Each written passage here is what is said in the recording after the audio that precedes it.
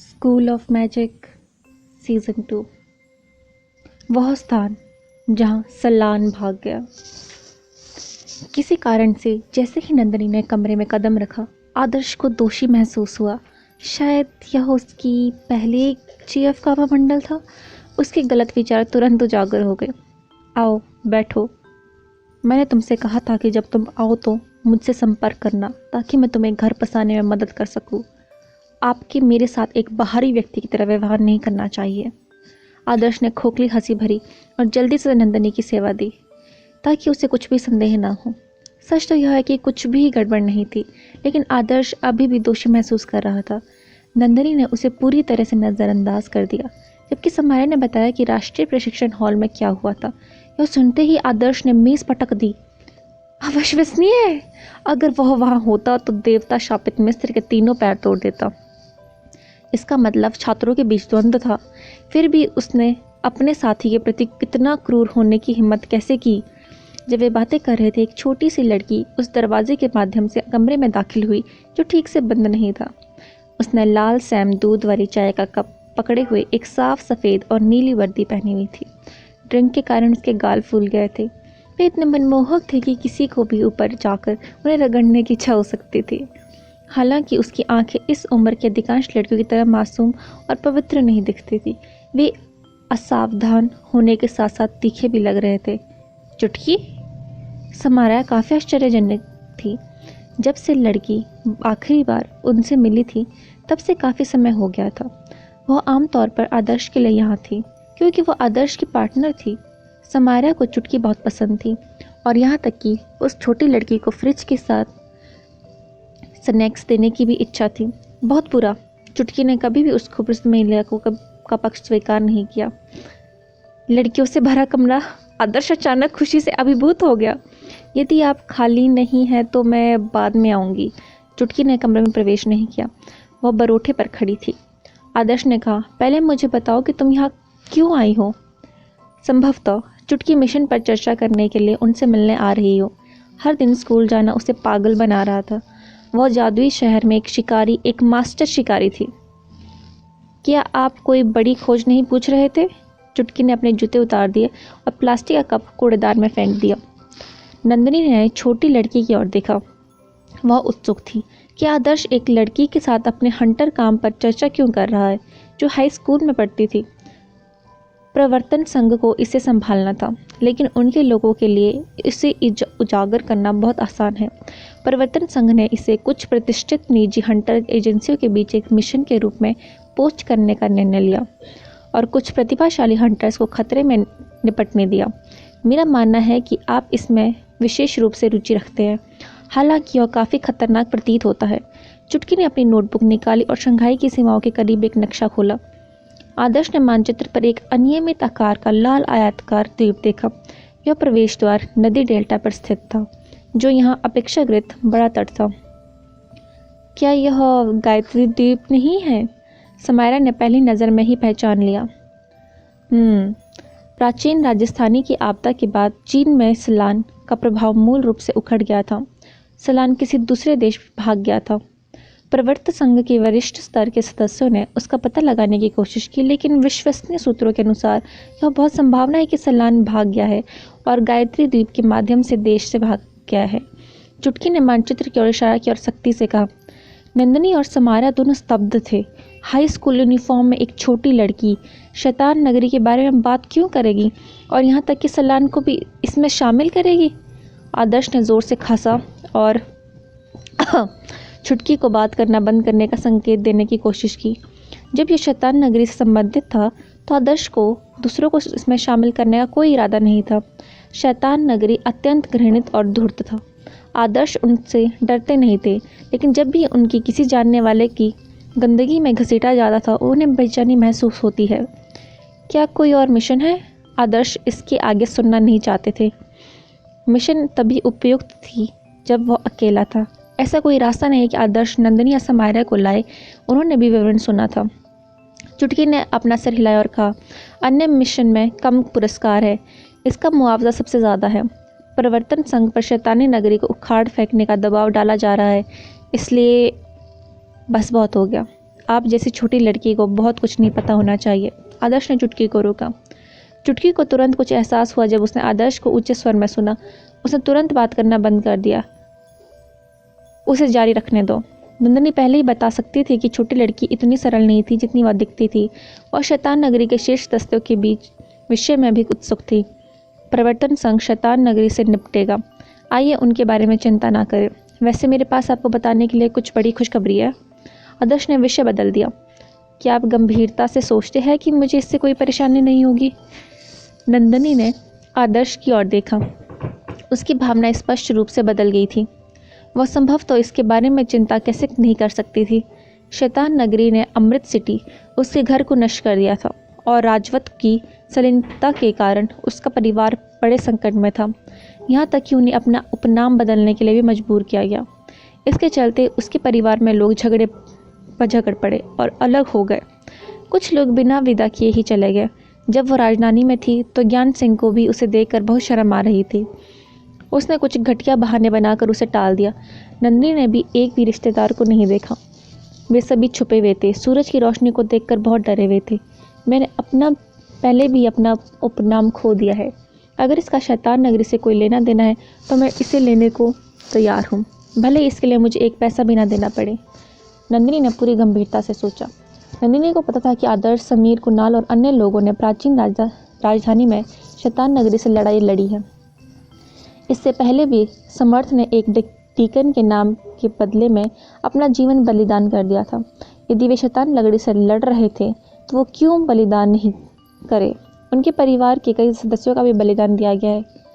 चुटकी, तुम्हें भी जाना चाहिए, आदर्श ने चुटकी से कहा। ओह, चुटकी ने ज़्यादा कुछ नहीं कहा। वह घूमी और चली गई। जैसे दरवाज़ा बंद हुआ, कमरे का माहौल बदल गया।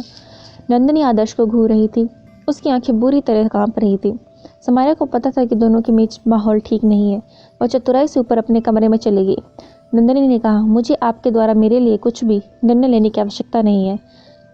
निश्चित रूप से मैं आपके लिए निर्णय नहीं ले सकता, लेकिन मेरे पास सुराग है और चुटकी मेरी साथी है। मैं तय करूँगा कि किसे लेना है और किसे नहीं। आदर्श ने दृढ़ता से कहा। तुम? नंदिनी इतने गुस्से में थी कि वह एक शब्द भी नहीं बोल पाई। मेरी बात सुनो और शैतान नगरी के बारे में चिंता मत करो, कम से कम अभी के लिए। आदर्श ने ईमानदारी से कहा। मेरे पिता का गॉड लिया बेटा शैतान नगरी का सदस्य था। उनके भाई शैतान नगरी के उच्च स्तरीय सदस्य थे। क्या आप जानते हैं कि अब वह कितना हताश है? अगर मैं कुछ नहीं करूँगी तो उसे सारी नफरत सहनी पड़ेगी। जो पीड़ित परिवार है, तर्कसंगत रूप से कार्य नहीं करने वाले हैं, वे अपना बदला लेने के लिए मेरे पिता को मारने की कोशिश कर रहे हैं। उन्होंने मुझे देखने को अधिकार भी खो दिया है। नंदिनी ने उनसे मुंह मोड़ लिया। उसकी भावनाएं भड़क उठी। School of magic season 2। वे सभी भेड़े हैं। नंदिनी को पता था कि उसका परिवार इस समय संकट में है, फिर भी इस बात की गारंटी नहीं दे सकती थी कि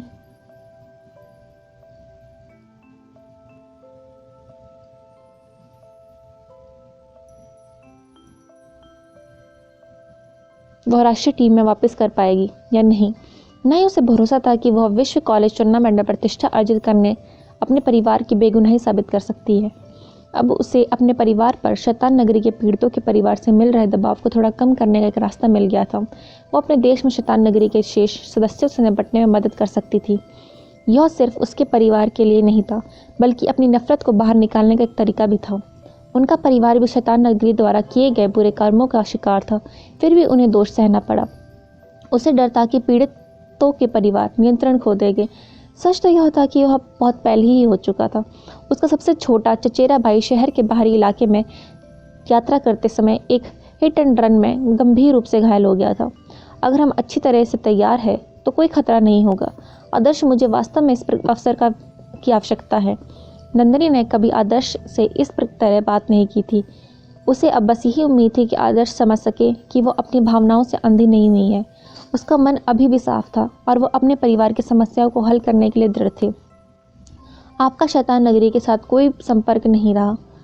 आपको पता नहीं कि वे कितने क्रूर और चालाक है। आदर्श ने आशा व्यक्त की कि नंदिनी समझ सकती है। यह एक साधारण खोज नहीं है। शैतान नगरी राक्षस प्राणियों की तुलना में 10 गुना या तक कि 100 गुना अधिक डरावने होते हैं। यही कारण है कि मैं आपकी बात सुनूंगी। नंदिनी की आंखें दृढ़ता से चमक उठी।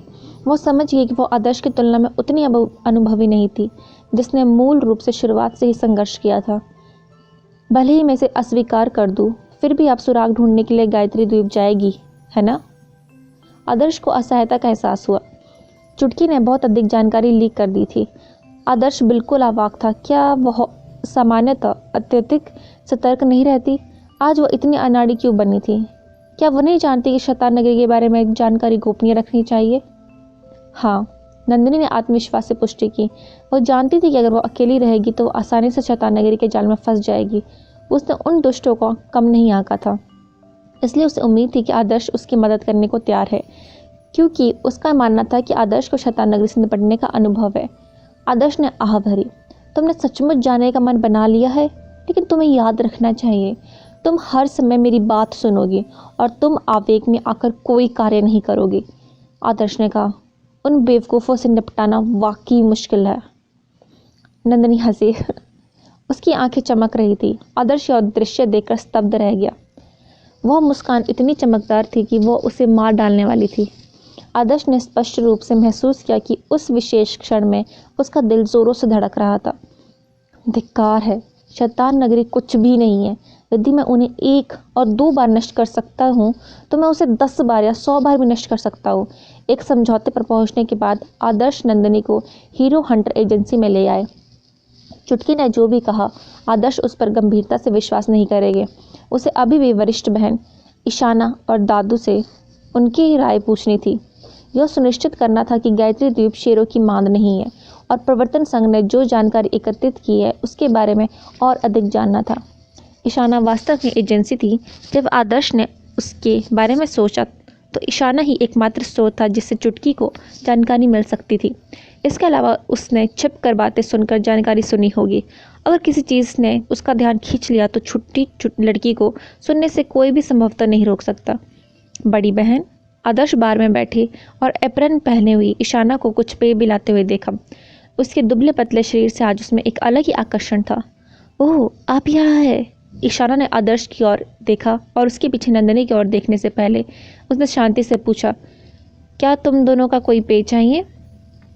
एक ब्लूबेरी कॉकटेल, मेरे लिए नींबू के साथ कोक। यह स्पष्ट था कि ईशाना ने आखिरी बार यहाँ एक पेय मिलाया था। काफ़ी समय हो गया था। वह काफ़ी रूखी लग रही थी, क्योंकि पेय तैयार करने में उसे काफ़ी समय लग रहा था। उन्होंने अपने लिए कॉकटेल भी तैयार की। चुटकी एक घूंट पीना चाहती थी, लेकिन जब ईशाना ने उसकी ओर देखा तो वह तुरंत रुक गई। बड़ी बहन ने चुटकी के लिए एक कप गर्म दूध डाला। उस प्याले में, छोटे कप में जिस पर कार्टून बने हुए थे। चुटकी ने अपने गाल फुला दिए। वह बहुत दुखी लग रही थी। चुटकी ने आपको इसके बारे में बताया? ईशाना ने शांति से पूछा, जो भी सब कुछ जानता है। क्या सलान सच में गायत्री द्वीप से भाग निकला? आदर्श ने पूछा। ये सलान बहुत चालाक है। हमने शुरू में सोचा था कि हमने शंघाई में शैतान नगरी के प्रभाव को पहले से मिटा दिया है, इसलिए हमने अपने अधिकांश लोगों को दूसरे शहरों में गश्त करने के लिए भेजा। लेकिन हम गायत्री द्वीप के बारे में पूरी तरह से भूल गए, क्योंकि यह हाल तक बिल्कुल सामान्य दिखता है। ईशाना ने अपने एप्रन उतार दिया और नंदिनी और आदर्श के सामने बैठ गई। जिसका मतलब है कि गायत्री द्वीप हमारे देश में शैतान नगरी के लिए आखिरी ठिकाना है? आदर्श ने पूछा। यह होना चाहिए। उन्होंने इसे छुपकर अच्छा काम किया। यदि सलान वहीं से नहीं भागा होता तो मेरा मानना है कि हमें कभी एहसास नहीं होता कि शैतान नगरी का आधार यशाना नदी के मुहाने पर था। गायत्री द्वीप पर उनका कवर पिछले 10 वर्षों से उत्तम रहा है। ईशाना ने कहा। फिर प्रवर्तन संघ ने उनको सफाया क्यों नहीं किया, यदि आप पहले से ही जानते हैं कि वे द्वीप पर है? आदर्श ने पूछा। गायत्री द्वीप छोटा नहीं है। इसमें 1 दर्जन कस्बे हैं जिनकी आबादी 7 लाख से अधिक है। हमने मान लिया कि शैतान नगरी का आधार किसी कंपनी, कारखाने, खेत या कार्यस्थल के रूप में छिपा हुआ है। हमने पहले ही वहाँ किसी को जांच के लिए भेज दिया है, लेकिन वे सभी सामान्य व्यवसाय हैं। गायत्री द्वीप स्पष्ट प्रवेश द्वार वाला एक स्वतंत्र द्वीप है। जानकारी के विश्वसनीय स्रोतों के अनुसार शैतान नगरी प्रवेश द्वारों पर नजर रख रहा होगा। यदि ये प्रवर्तन संघ के लोगों को देखते हैं तो वे बिना किसी निशान के गायब हो जाएंगे। हम अनजाने में उन्हें संचेत नहीं करना चाहते थे, ईशाना ने कहा। यही कारण है कि आपको शिकारियों की आवश्यकता है। शैतान नगरी कितनी भी सक्षम क्यों ना हो, वे हर शिकारी पर नज़र नहीं रख पाएंगे। आदर्श ने कहा, लेकिन अन्य प्रतिष्ठित निजी एजेंसियों इस खोज को स्वीकार करने को तैयार नहीं है। आखिरकार हम जिस शैतान नगरी की बात कर रहे हैं, उन्हें डर है कि शैतान नगरी बदला लेगी। ईशाना ने धीरे से कहा, शैतान नगरी इतनी शक्तिशाली है कि कई शक्तिशाली गुट भी उनसे डरते हैं। भले ही हर कोई शैतान नगरी का तिरस्कार करता था और उनकी खाल उखेड़ना चाहता था, उनकी कंडराएं खींचना और उनकी हड्डियां खाना चाहता था, केवल प्रवर्तन संघ ही इतना निडर था कि शैतान नगरी से मुकाबला कर सके। एक बार प्रसिद्ध परिवार ने शैतान नगरी को उखाड़ने के लिए एक ऑपरेशन में भाग लिया था, लेकिन अंत में परिवार जल्द ही प्रतिशोधी शैतान नगरी के निशाने पर आ गया और पतन की ओर चल पड़ा। यह मानव सभा का स्पष्ट चित्र है। इंटरनेट, समाज और मीडिया हमेशा बहुत सारे धर्मी लोग बुराई की शक्ति की निंदा करते रहते हैं, जैसे कि बुरे प्रभाव को ख़त्म करने के लिए उबलते पानी में गोता लगाने और आग पर चलने को तैयार हो। हालांकि जब वास्तविक बुराई का सामना करने का समय आता है तो अधिकांश लोग तमाशबीन बनकर रह जाते हैं, शामिल होने से डरते हैं और खुद को आग लगा देते हैं। वे सभी भेड़ें थी, फिर भी उन्होंने खुद को भयंकर बाघों के रूप में छिपा लिया। प्राचीन राजधानी के पीड़ितों के परिवार नंदिनी के परिवार को इतनी कठिन स्थिति में डालने के लिए पूरी तरह से जिम्मेदार नहीं है। मुख्य अपराधी वास्तव में वे लोग थे जिन्होंने धर्मी होने का दिखावा किया और आंख मूंदकर धारा को अनुसरण किया। ईशाना ने स्वीकार किया, हमें किसी ऐसे व्यक्ति की जरूरत है जो शैतान नगरी के साथ भरोसेमंद और अनुभवी हो। क्या नंदिनी और आदर्श जाएंगे गायत्री द्वीप पर? क्या वह ठिकाना देख पाएंगे शैतान नगरी का? ये जानने के लिए बने रहे हमारे इस चैनल के साथ। Thank you for listening school of magic season 2।